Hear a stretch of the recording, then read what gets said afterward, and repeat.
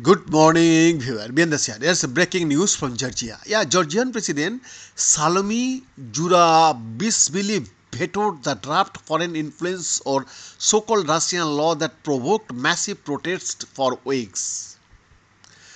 The law had also invited sharp criticism from Brussels as it warned that the particular measure would vandalize Tbilisi's European aspirations. Today, I vetoed a Russian law. This law is Russian in its essence and spirit, she said in a televised statement, speaking about the bill that critics describe as resembling Russian legislation used to silence dissent.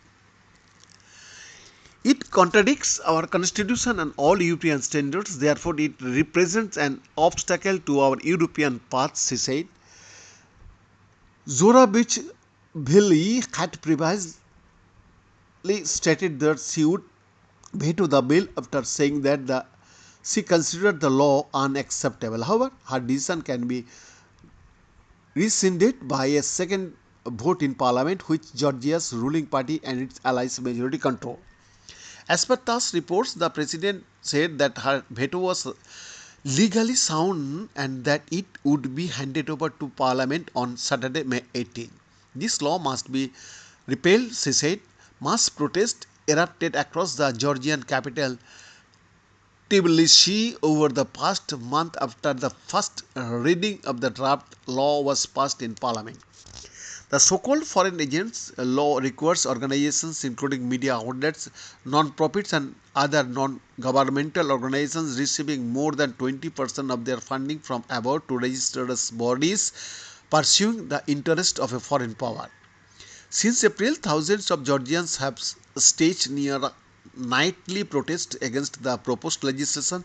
Earlier on Monday, May 13, hundreds of university students in the Georgian capital Tbilisi walked out of classes and joined thousands of protesters opposing the bill. Last week, several thousand protesters staged an all-night rally outside parliament but failed to prevent lawmakers from entering on Monday after the MPs managed to access the building from the back and pushed the bill through a parliamentary legal committee in less than 2 minutes. The government, however, has argued that the law is needed to promote transparency, combat pseudo-liberal values promoted by foreigners, and preserve the country's sovereignty. BN's exclusive report.